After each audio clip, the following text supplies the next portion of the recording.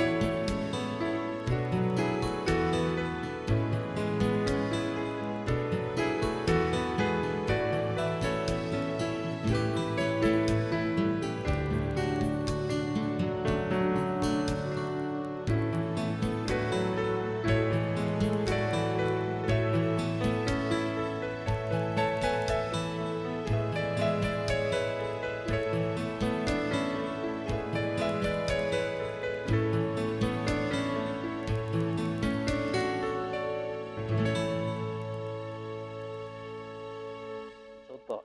花枝が結構長く伸びて道の方にはみ出てきてるんで、ちょっと寄せときますね。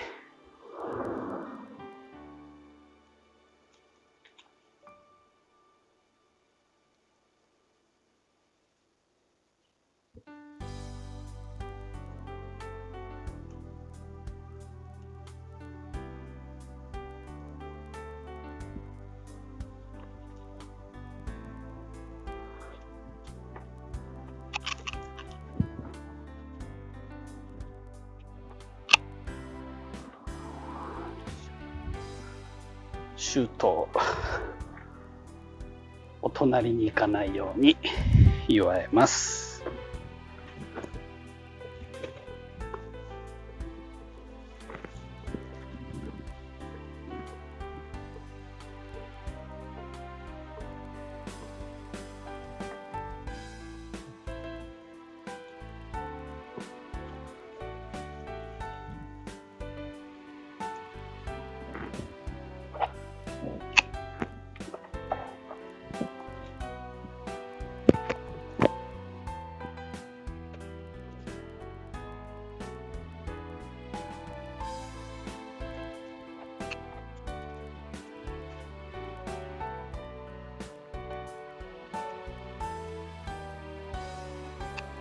去年冬にカミキリにやられてね、テッポウムシの処理したところ、こんな感じです。傷口、まだ全然融合してないですけども、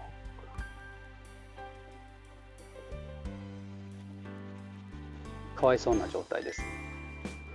それでも上は元気よく枝伸び出してますね。ちょっと見にくいかな。全然枯れ込むということもなく、たくさん花芽をつけておりますので、バラ丈夫ですね。これだけね、傷口がすごいのに、そのすぐ下からもう何本だろう、これ4本ぐらい太いシュートが伸び出してきてますね。その傷が刺激になって、その下からシュートが上がってるっていう感じです。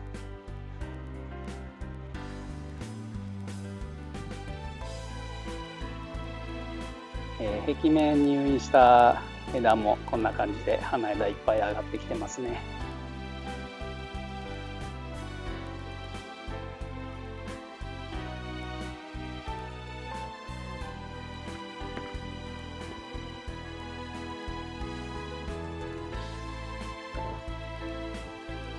やっぱりね、こっちの日当たりのいいところ、もうシュートがかなり伸び出してきていて、ちょっとトゲすごい品種なんでね、危険ですから、このシュートも祝えて上向きにしていきます。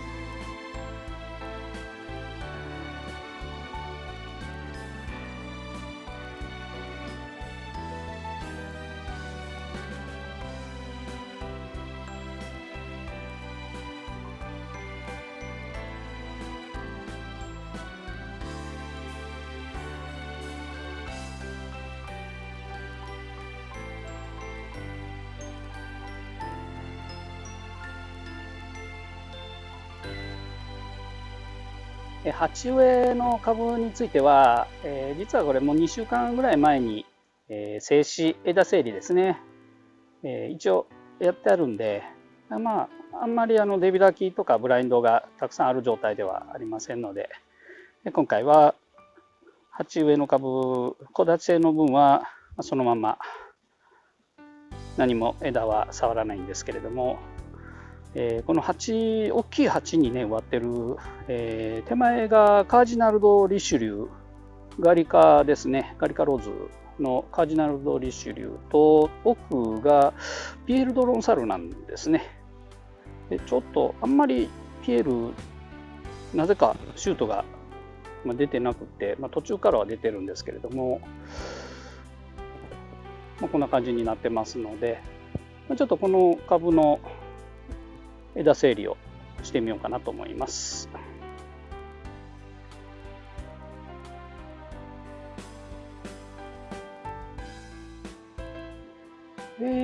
カージナルド・リシュリュー、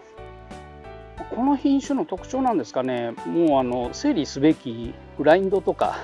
出開きとか全然ないんですよね。全部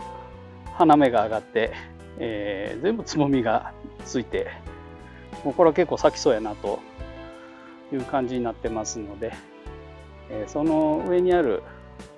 フィールドロンサール、これはね、なぜかあんまり調子が良くないね。おそらくこのガゼボの北面にあるんで、やっぱ日当たりの問題なのかなと思いますけどもね。南側に大きなランブラーがあるんで、やっぱり日当たりがあんま良くなくって、シュートが出ていないと。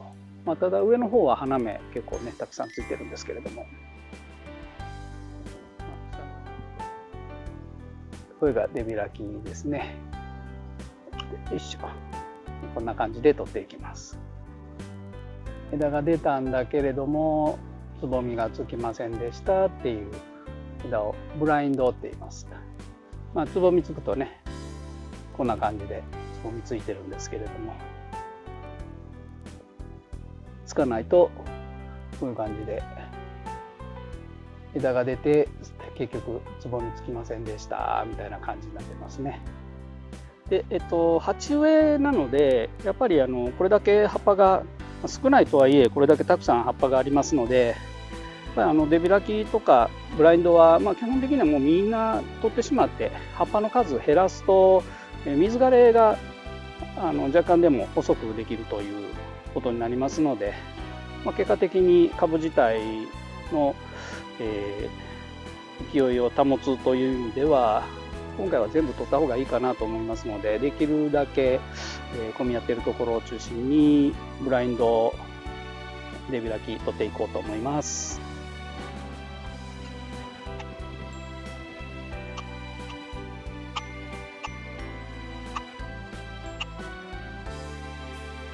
少しブラインドでも少し伸びてるやつは先っちょの方で切って、もしかしたら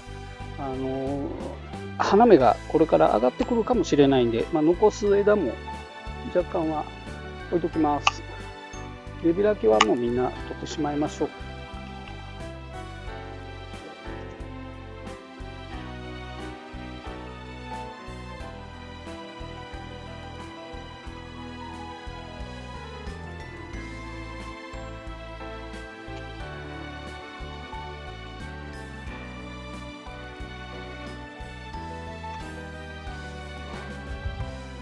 こんなんが、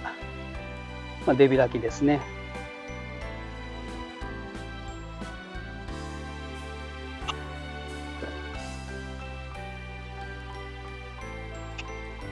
これはブラインドちょっと伸びてね花芽がつかなかったよっていうのがブラインド。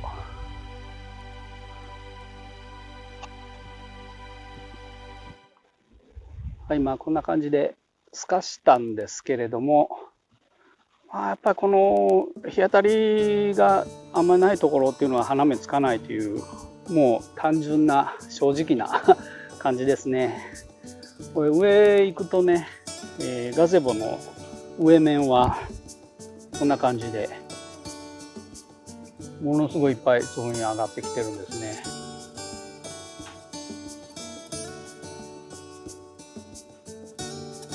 でもね、ここで咲いてもほとんど下から見えないかなとは思います。しょうがないですね。こちらはパレードですね。これも結構ブラインド出開きありそうな感じですね。中の方の枝、もう早くに出た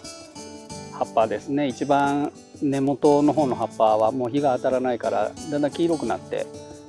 落葉してきてますね。こういうのもちょっときれいにしてちょっと風通るようにしときましょう。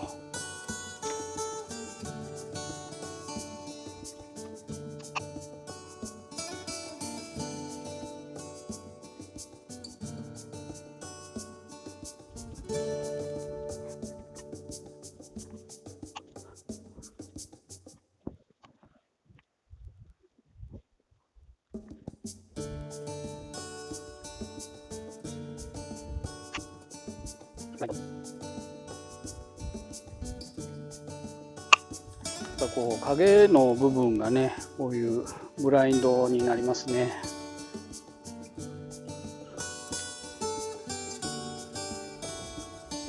花枝の数少なかったらちょっと先の方で切っといてやればつぼみ上がってくる可能性が高いんですけどね。こんな感じでちょっと中の方、ここ寂しいんでブラインド先端だけこれぐらい切って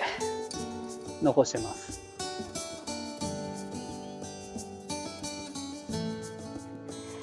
でもおおむねよくつぼみついてますね。これだけたくさんつぼみ上がってたらやっぱりいくら大きい鉢でも鉢っていうのはその地面の上にありますからやっぱり乾きやすくて水枯れしてくるんでね、これからの時期水枯れしないように花がこうふわっとねよく咲くように、この時期に絶対肥料やったらダメですよ。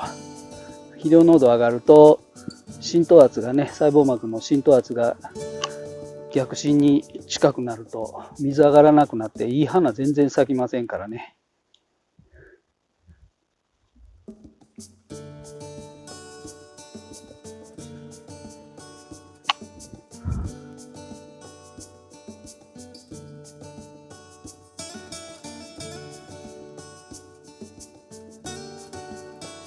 でこんな感じで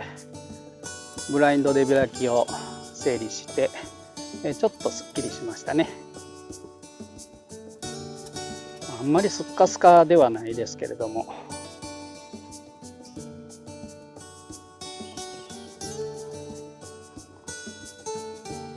これぐらいでも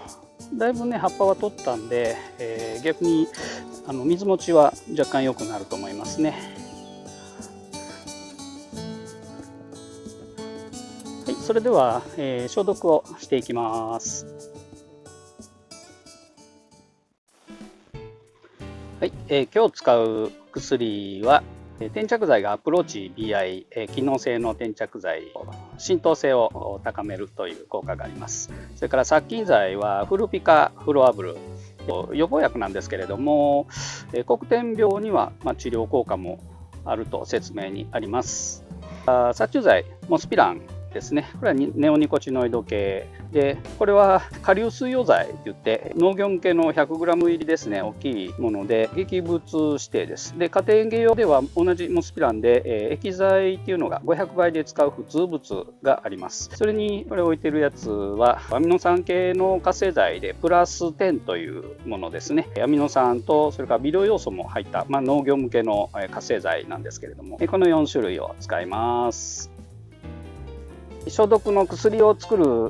り方なんですけれども、あらかじめ目的の作る量の水を用意しておきまして、その水に対して各薬ですね、規定の倍率で入れていくという作り方をしてくださいね。それぞれの規定倍率の消毒液をそれぞれ作って混ぜ合わせるっていうやり方をすると薬が薄くなっちゃいますんでね、倍率が変わってしまいますので、必ず目的の水をあらかじめ用意して、それに対して全部規定の量を入れていくという作り方をしてください。でまず今回20リッター作るんですけれども、バケツ20リッターいっぺんにできないんで3回に分けてちっちゃいバケツで作っていきます。で目的20リッターですので、20リッターに対する各薬の量をここに入れていきます。まずアミノ酸系の活性剤プラス10ですね、これ1000倍ですので 20cc 入れます。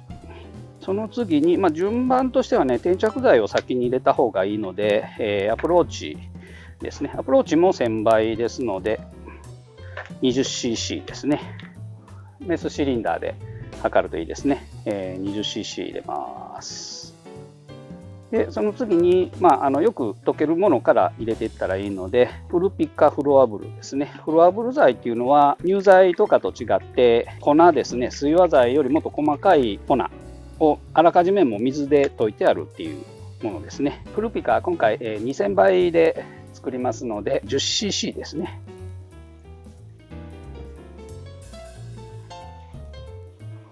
10cc ですね。これで2000倍になります。次、このモスピラン、顆粒水溶剤で倍率が結構高いんですけど、2000から4000倍で使う薬なんですけども、今回2000倍で作ります。はかりにあらかじめカップを乗せて電源入れます。そうするともうメモリがあらかじめも0で出ますので、カップ重量もさっ引かれてますから、そのまま測ったら大丈夫です。これで 10g 測ります。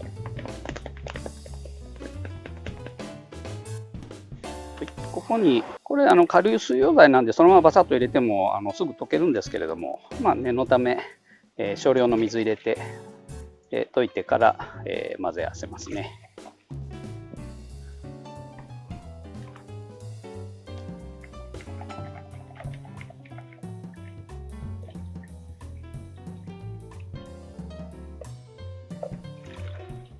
今7リッター作ってるんですけれども、あと13リッター水を足して、で目標の20リッターにします。20リッター入りのポリタンクですね。ここに入れていきます。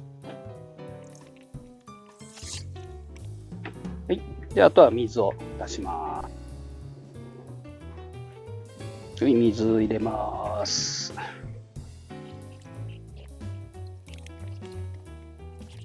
はい、これで20リッター入りました。この状態でよく混ぜます。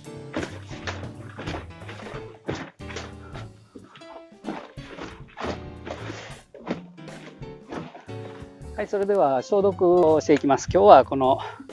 ちょっと年季入ってますけどね、肩掛け式の噴霧器を使います。これ結構ね、丈夫で長持ちして、圧がすごく強くかけることが可能なんですね。この噴口だけ取り替えてあるんですね。噴霧の角度が変えれる調整式の噴口ですね。こういう噴霧器使う場合は、中にパッキンが入ってましてね、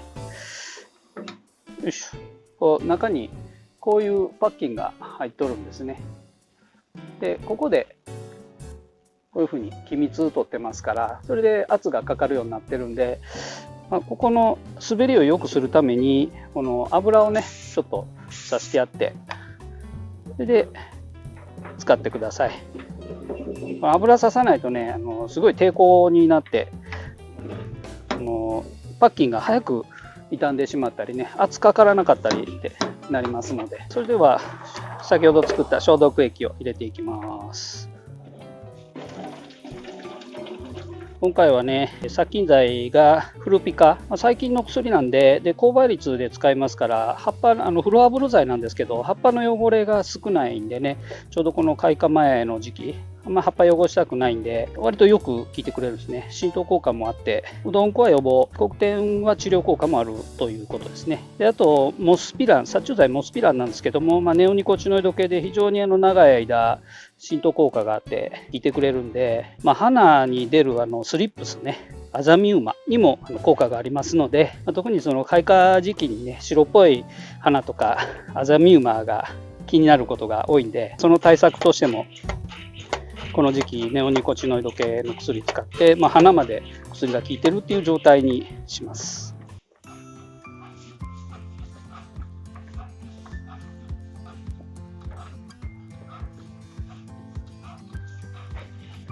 もうね、上の方花開いてきてるんで、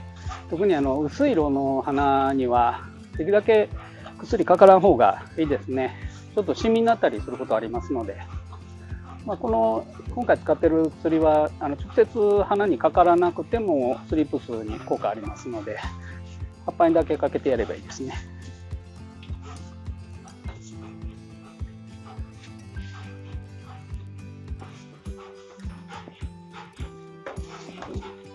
鉢植えの場合、特に土の表面にもちょっとかけておいてやるとね、黄金の予防にもなりますけど。